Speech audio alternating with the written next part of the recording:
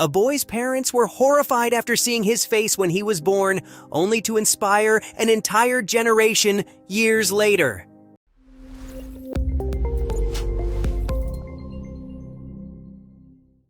He endured years of name-calling and rude stares from other people until one day a movie changed his life. As Magda Newman prepared to welcome her firstborn, she labored for almost 17 hours before giving birth. After such a long and tiring labor, she wanted nothing more than to hold her son. To her surprise, doctors held off showing her the newborn, and instead of seeing her son, she saw looks of horror on the medical team's faces. "What's going on here?" Magda asked. She couldn't hear her son's cry, and it was making her worried that something had happened to him. Instead of bringing her son to her for some skin-to-skin contact, they took him to a back room where more and more people began to rush in. Magda was left alone in a room filled with deafening silence. The worst thoughts began to flood Magda's mind, and at one point, she thought her baby was dead because nobody wanted to tell her what was happening. "What's going on? I want to see the baby," Magda asked the doctors once more. However, they wouldn't give her an answer as they continued to examine her son. While Magda was left anxious, the doctors decided to first inform her husband, Russell Newman, about what was going on. Instead of congratulating him on the baby, he brought out a textbook. They showed him a page about Treacher-Collins syndrome with an image of a teenager with the condition. It was a rare congenital craniofacial disorder that affected only 1 in 50,000 people in the United States. "That's going to be my kid?" Russell couldn't help but ask. The condition didn't appear on any of Magda's prenatal scans, and it took them by absolute surprise. Aside from the baby's craniofacial disorder, he also wasn't breathing. The doctors did everything they could to save the little man. When Magda finally saw her son, she couldn't believe her eyes. He had no eyelids, cheekbones, ears, and he had an underdeveloped jaw. The couple named their baby boy Nathaniel, and it took a year before Magda could look at him without flinching. A lot of adjustments needed to be done on their part. The worried parents decided to contact the Institute of Reconstructive Plastic Surgery, IRPS, a hospital that worked directly with kids who had Treacher-Collins. After leaving a message, they received a call from a certain Shelley Cohen, who turned out to be a speech and language pathologist. When Russell answered the call, he was taken aback by the first thing Shelley said. "Congratulations! Hey, Mr. Newman, you had a baby boy, I heard. That's wonderful!" While Shelley was the very first person to congratulate Magda and Russell on their baby boy, Russell wasn't in a celebratory mood. "Are you freaking nuts?" he thought. But before he could say anything else, Shirley assured him their son would live a long, beautiful life. He held on to that statement, and it gave him hope. After a short while, Nathaniel was transferred to NYU Langone, where he stayed for an entire month. Throughout his stay there, the nurses could tell how devastated his parents were. Magda and Russell needed all of the encouragement they could get. They were devastated, hopeless, and full of fear until the day they found themselves watching the Grammys at the hospital. On the television screen was Christina Aguilera singing her song Beautiful. At that moment, the couple believed the singer was singing directly to them. It became their anthem, and the song began to resonate with them. The parents began to recondition their thinking. Instead of focusing on their child's appearance, they shifted their perspective, believing Nathaniel will be beautiful because of his personality. After the empowering message from Christina, Russell and Magda headed down to the NICU to see their son.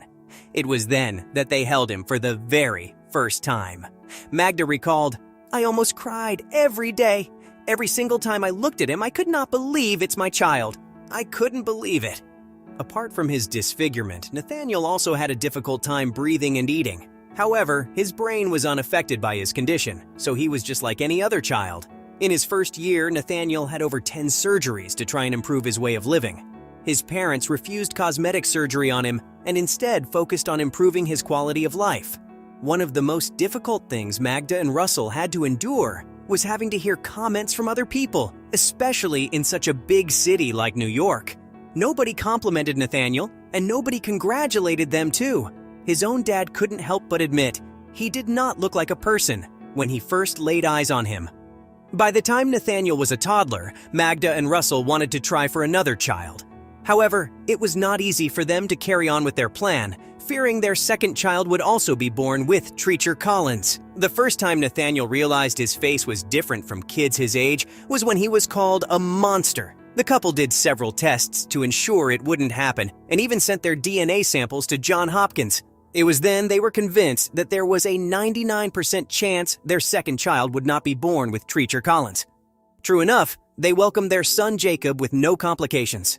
The proud parents likened their second son to a porcelain doll. Nathaniel and Jacob grew up close until Nathaniel started becoming conscious of his own face. He noticed the stares and screams at birthday parties because children were afraid of how he looked. The first time Nathaniel realized his face was different from kids his age was when he was called a monster. For years, he endured all the judgment from other people. By the age of 11, Nathaniel had undergone 54 surgeries, and he was no longer as bothered by looking different. He was able to explain his condition more effectively. When he was a teenager, he had to move to an entirely different school. He made sure to send letters out to his classmates early so they wouldn't be so surprised when they saw him for the first time. To make the letter more relatable, he incorporated the best-selling book, Wonder, into it. The book is about encountering a girl who had a facial defect and how it is to live in a world that had difficulties accepting her looks. In 2017, Wonder became a film. Nathaniel credits the film, along with his courage and his mother's dedication, for all the wonderful transformations in his life. Inspired by their challenging journey, Magda wrote a book titled Normal, A Mother and Her Beautiful Son, narrating their story. Likewise, Nathaniel wrote his own book titled Normal, One Kid's Extraordinary Journey, which also narrates his story, but from his perspective. Through it all, Nathaniel has accepted his life wholeheartedly. Wonder changed the way people saw Nathaniel. It made them more understanding and a lot nicer to him. In school, he's treated like everybody else. Even Nathaniel's brother Jacob saw the changes that Wonder brought. He used to protect his brother like a bodyguard, but after the film came out, people weren't as harsh as they used to be. Nathaniel isn't jealous of his brother's normal face and has learned to accept his condition. Likewise, his mother realized that God chose her out of all the people in the world to care for Nathaniel. Through the years, she chose to stay home to care for him, while Russell worked at an insurance company. She handled caring for 2 growing boys while beating cancer twice. The Newmans leaned on each other to get through all of their medical difficulties. Now, Nathaniel is proud to say he isn't normal, but neither is anybody else. If we were all normal, we'd all have to be the same, he concluded. His parents have remained his backbone through the years, and they're proud to continue supporting him in his quest for a normal life. With so much support for him and his condition nowadays, it hasn't been difficult for him to do just that.